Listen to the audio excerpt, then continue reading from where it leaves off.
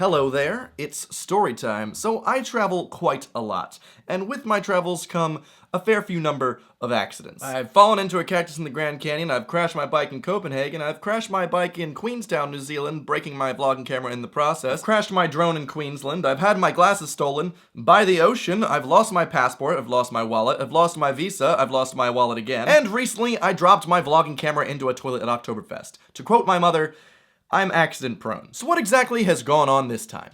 Well, every year I fly down to Orlando, Florida for a big YouTube convention called Playlist Live. It's usually a lot of fun. I meet a lot of viewers, and then usually at the end of the convention, I go to Disney or Universal and then fly back home. But this year, I wanted to do something different. I do that every year. How about at the end of Playlist Live this year, I go do a road trip exploring the American South. That sounds amazing. I get to choose my own itinerary and kind of pick what places to see and where to go. And I thought that sounded really great. I mean, I freaking love road trips. So I was like, perfect. That's what I'm gonna do. So I started doing a lot of research. I spent days planning the route I would be taking and what sites I'd be seeing along the way. It turns out the first day of my road trip would be the final day of Mardi Gras in New Orleans, which would be a crazy cool place to start. And then I was gonna drive through Mississippi, maybe visit some plantation homes, get some barbecue. I'd end up going to Nashville, hang out with some friends up there, and then ending by driving through Atlanta, maybe Savannah, Georgia, and coming down into Orlando to get my flight back. Like I said, I spent a lot of time planning this. It was a pretty sick itinerary. So I booked my car online, and then I booked my hostel for New Orleans. As it was Mardi Gras, accommodation was incredibly overpriced and filling up quickly. So I really needed to get that place in for New Orleans immediately. So the day finally comes, I fly to Orlando, have a great time at Playlist Live, and then it is finally time for the start of my road trip. So I gather all my things, I hop into an Uber, and he takes me to the 6th rent-a-car location where I'd rented my car for that road trip.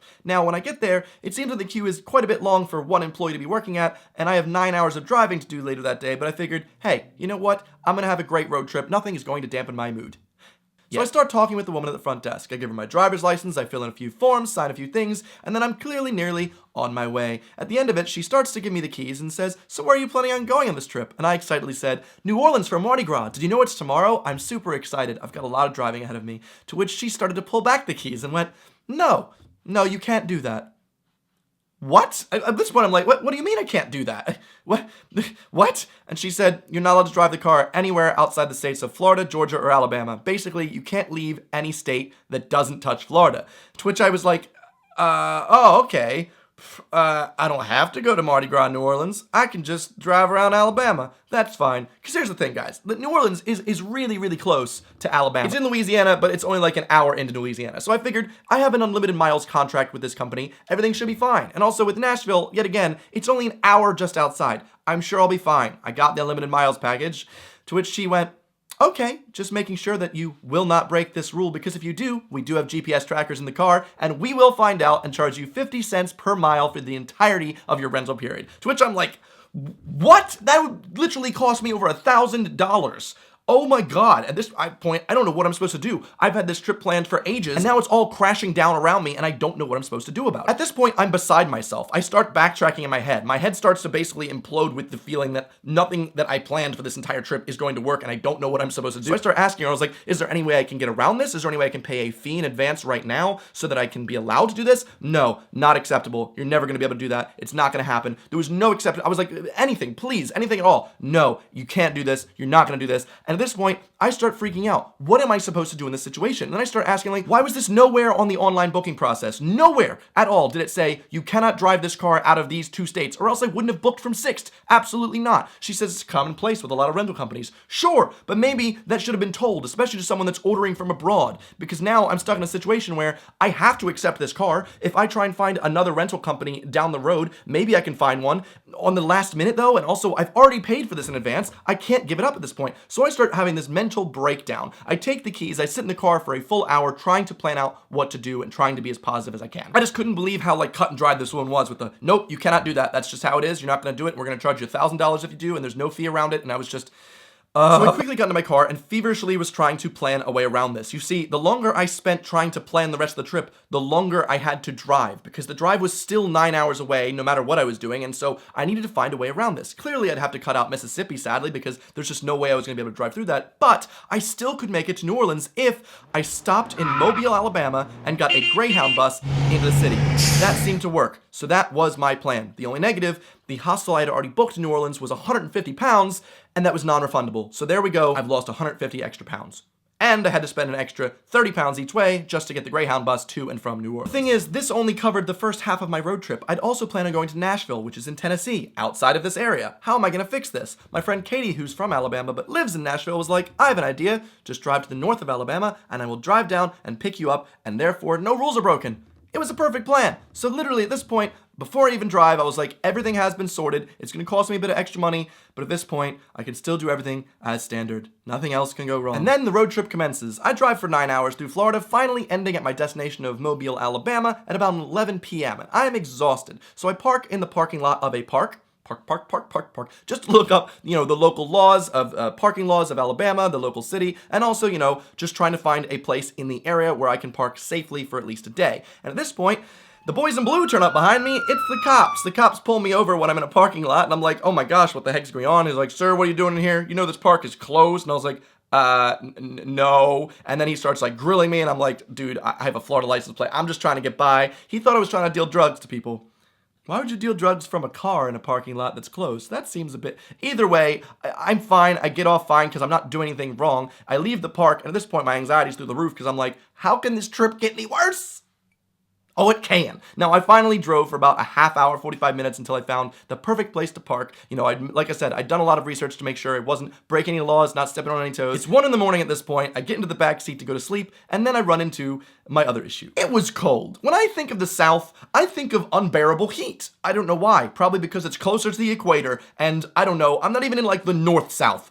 I'm in Alabama, and I'm in one of the most southern cities in Alabama, and it was below freezing that night. I did not prepare for this. I did not prepare for winter in Alabama. I prepared for summer, I guess. That's my own mistake. I'm an idiot, sure. So I'm bundled up in the back seat, like in all the clothes that I own and the light jacket that I decided to bring, and then I fall asleep. My Greyhound bus is supposed to leave at 5, so I'm immediately thinking like, I don't have much time to sleep as it is, but then at 3, I run into another issue. You boys gotta pee, okay? And I gotta pee bad. Couldn't just pee out of my car. 1, that's really rude and disrespectful. If I'm going to be parking beside of someone's road, the least I can do is not pee on the road, okay? Maybe if it was a forest or something, that'd be fine. But also 2, I know my luck. I know if I did attempt to pee outside of the door of my car, you know what happened? One of these houses that's covered in American flags is gonna have some type of camera outside. They're gonna catch my hoagie doing the deed outside my car, and then I'm just gonna be arrested for indecent exposure, put on a sex offender list. I don't know. This is how bad my luck is. So that is completely not an option. The other option is driving 20 minutes until I can find a place that has an open bathroom at 3 in the morning, and in that process, I'm going to be wide awake, not be able to go back to sleep. So the other option, I look to my right, and there is the answer to all my woes. It's a bottle. Don't judge me, okay? Out of my options, I needed to get as much sleep as I could. I see a bottle there. I'm gonna fill it up. Gross, okay? It's grim, sure. I peed in a bottle. It's just what you had to do. I figured I pee in this bottle, I get immediately back to sleep, and I'll sort this out and kind of like throw it away in a place that's inconspicuous later on in the trip. I hope. I just want you to know it wasn't my first choice. It was just the best choice at the time, especially if the other choice was a cop pulling me over and going, hey, you're in trouble.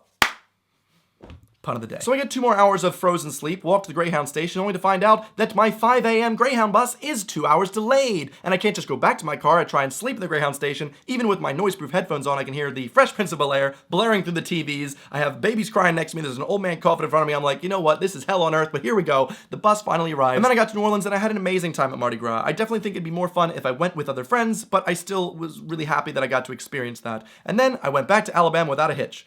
If you don't count the 1.5-hour Greyhound bus delay, again, a hitch, but hey, I'm trying to be positive. So, I head back to my car, which is one piece, pick up a pizza, and then I hit the road, looking at my right, realizing, dang, I still got this bottle of pee. I gotta take care of this. I'm gonna definitely do this really inconspicuously at some point. I'll just gotta find a bin at my next location. So, the rest of my plan then commences. I stop off in a small northern Alabama town. My friend from Nashville comes to meet me, and I drive around for about a half hour looking for the perfect place to park my car. Due to the huge amount of research I had done prior to this trip on Alabama parking laws, I knew that I was safe to park on any public road as long as A, it wasn't blocking someone's driveway, B, wasn't anywhere near an intersection, and C, wasn't blocking any fire hydrants. So I found the perfect spot. It was right next to a church. There were no driveways on either side of me. It was honestly a great spot. My friend picks me up, get into her car, and we go to Nashville. The next morning, I receive an incredibly weird text from my mother who tells me that Sixt Rent-A-Car have been calling her and telling her to call back because I'm in trouble. At this point, I'm like, 1, what the heck? Why are you calling my mother? And 2, how do you even have her number? What the heck is going on? Why have I not been contacted? And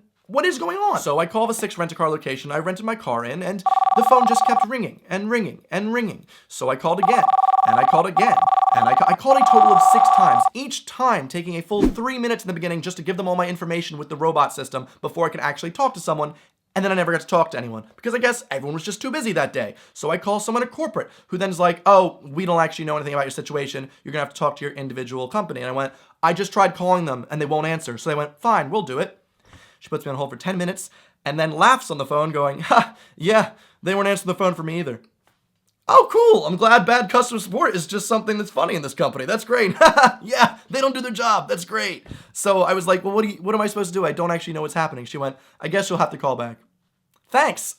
Good. Can you stop calling my mother? Turns out they were just calling my emergency contact number instead of mine, the person who the emergency was happening to. Which, what is the emergency? Still don't know. So I wait a bit of time and then call corporate back later in the day, who then tell me my car has been towed and impounded. To which I'm like, what? What the... Why? And they're like, yeah, your car's been towed and impounded and you're never going to be able to rent from us ever again. And I'm like, I don't even know what I've done wrong here. What is the situation? And they were like, we don't know.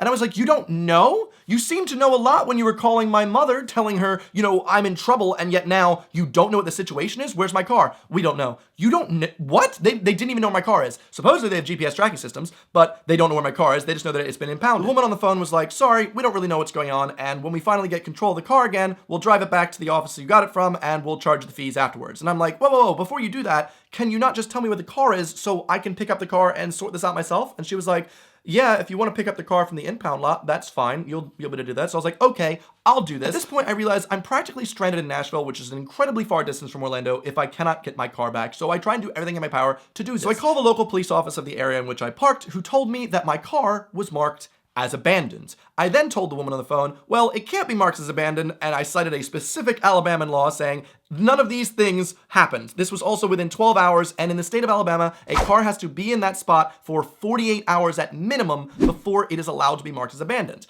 To which she changed her tune quite significantly and went, oh, well, it was blocking local businesses on that road. Trucks drive on that road, and your car was blocking the way. And I was like, but I wasn't blocking any driveways. I was also off of the road for the most part. How is this blocking local businesses? And she was like, sorry, it just was.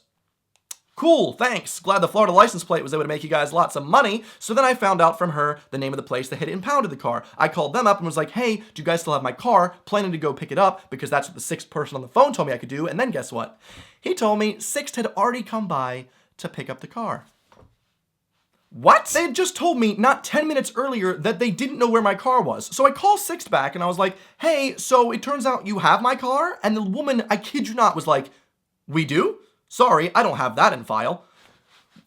Does anyone at this company have any communication going on? No one knows where the car is, but someone clearly does, and they will not give me the information. I was like, well, I can't pick up the car now. And they're like, well, I guess you just have to wait. Thanks. Great. So I called back the next day. They still did not have any information and they did not know where my car was. So here it was. I was stranded in Nashville. I had to find a way out. I enjoyed Nashville, but I needed to find a way back to Orlando so I could get my flight back to London. So this time, learning my lesson, didn't get Greyhound. I booked a megabus from Nashville to Atlanta, spent 6 hours there, and then had an overnight one from Atlanta to Orlando. Everything was fine. Atlanta was great, Nashville was great, trying to be positive about this road trip, which is more of a bus trip at this point. To make matters even worse, I'd left my $200 microphone in the car because I didn't plan on having the car taken away from me. So when I filed a claim at every Sixt branch that was involved in this process and talked to corporate about it, they claim there is no microphone. Microphone never existed, just disappeared. The communication there is just great. Thanks, guys. How? And then at long last, after a good week of just stressing about this whole situation when I'm finally back in London, I get my lovely bill. Over $500. $300 for a one-way fee because I wasn't able to drive the car back, and then over $110 to refuel my car at 4 times the price of gas. If I put $30 into my car, it will fill it up. Somehow, $110 to fill the tank.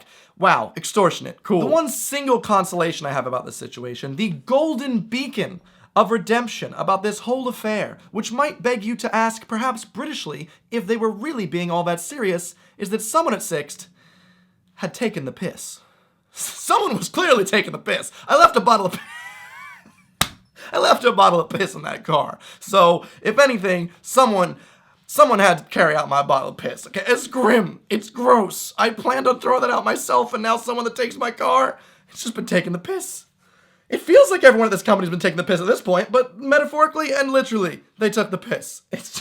So, learnings from this trip. 1, I'm not booking with that company ever again. I actually had used them multiple times in the past because I liked that they had like German heritage or something going on, and obviously I've got a German kink, so that was a thing. Nope, never again there. 2, maybe I'll pick not so small a town to park in, especially when police officers are just going to see a foreign license plate and go $signs. And 3, I'm never going to be booking a car online again without calling the company and be like, hey, do you have any like special things about not being able to drive it out of the state? That'd be useful. Thanks for telling me. But hey, at the end of the day, I really enjoyed Mardi Gras. I loved hanging out in Nashville, and I had a cool road trip despite all these incredibly numerous pitfalls. Trying to be positive despite literally ending up spending over $1,000 on this trip, more than I was supposed to spend.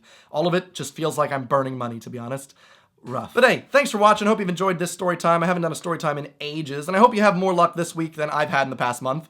Wouldn't be that hard. I'm setting that bar pretty low, all right? Anyway, here's some videos from my trip, by the way. I've uploaded loads of travel vlogs, so you can see my mental state start to crash, and I try and be like, it's gonna be fine. It all worked out in the end, right? I'm alive, I've got my good health, and I've got you guys, right? Anyway, thanks for watching. I'll see you guys next Sunday. Goodbye.